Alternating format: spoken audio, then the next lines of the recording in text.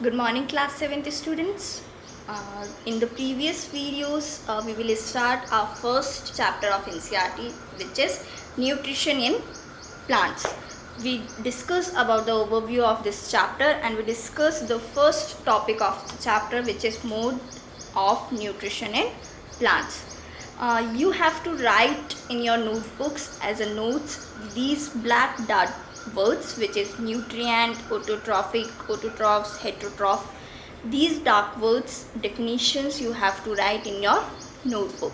Okay, so in today's class we're going to start our next topic, which is photosynthesis, means how the plants made their food. So first of all we discuss this topic.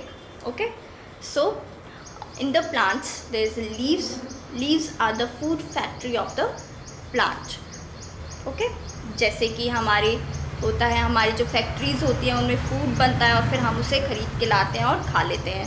ठीक है, ऐसे ही जो plants होते हैं उनका food कहाँ prepare होता है?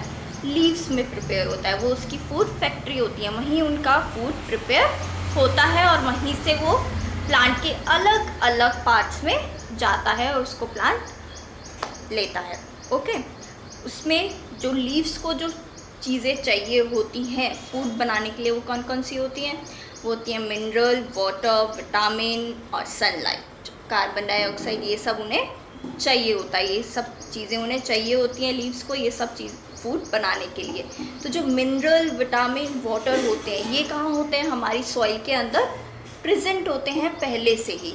ठीक है, जैसे जो भी फार्मर्स होते हैं वो फर्टिलाइज़र्स और मैन्योर्स डालते हैं हमारी उनकी फसलों में, उसकी वजह से सॉइल क्या होता है? सॉइल में नरिशमेंट होता है, फर्टिलिटी आती है. फर्टिलिटी की वजह से सॉइल के अंदर विटामिन्स, मिनरल्स ये क्या होते हैं? बढ़ जाते हैं. तो रूट्स जो होती हैं प्लांट की, वो विटामिन्स, मिनरल एंड वाटर को सॉइल से लेते हैं और लीव्स में भेजती हैं, ट्रांसपोर्ट करती हैं. ये ट्रांसपोर्ट करने का काम जो होता है रूट से लीफ में, ठीक है, वो ट्रांसपोर्ट करती है. उसके बाद लीव्स को क्या चाहिए होती है? गैस चाहिए होती है. वो क्या होती है? Carbon dioxide. वो उन्हें कहाँ से मिलती है? उन्हें वो नेचर से मिलती है. लीव्स के अंदर छोटे छोटे स्पोर्स होते हैं, यानी कि छोटे छोटे से छेद होते हैं जो हमें दिखाई नहीं देते हैं, जो सिर्फ माइक्रोस्कोप से ही देखे जा सकते हैं. उन छेदों में से जो कार्बन डाइऑक्साइड होती है वो अंदर जाती है और वो फिर लीव अपना फूड बनाती है. इस प्रोसेस को हम क्या कहते हैं? स्टोमेटा. स्टोमेटा की डेफिनेशन आप मार्क कर लीजिए. पेज नंबर 2, आपके एनसीईआरटी का पेज नंबर 2 ओपन करिए. उसमें ब्लू पैराग्राफ दे रखा है ऊपर सेल्स, उसके नीचे वाला पैराग्राफ से third line, pores are surrounded by guard cells, such pores are called stomata. Okay, उसके बाद हम आगे बढ़ते हैं. ये जो ग्रीन पिगमेंट होता है लीव्स में, वो किसकी वजह से होता है? वो होता है क्लोरोफिल की वजह से. ग्रीन पिगमेंट जो होता है लीव्स का, वो क्लोरोफिल की वजह से होता है. उसके बाद वो लोग सन से क्या लेते हैं? सनलाइट लेते हैं. सनलाइट लेने के बाद लीव्स अपना पूरा फूड प्रिपेयर करती हैं, ठीक है, और अलग अलग प्लांट के अलग अलग पार्ट्स में भेज देते हैं. इसी प्रोसेस को हम फोटोसिंथेसिस कहते हैं. जो सनलाइट है वो अल्टीमेट सोर्स है लाइट का, अल्टीमेट सोर्स है लाइट का. वो हमेशा उसे लाइट को एब्जॉर्ब करती रहती है.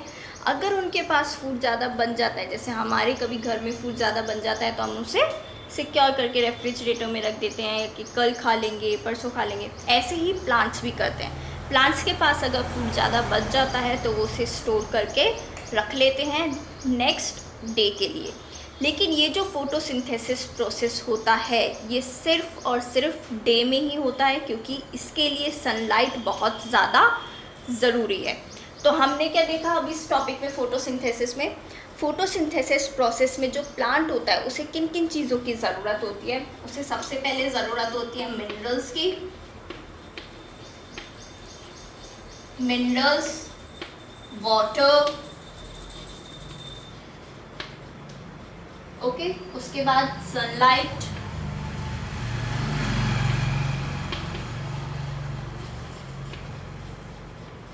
Carbon dioxide,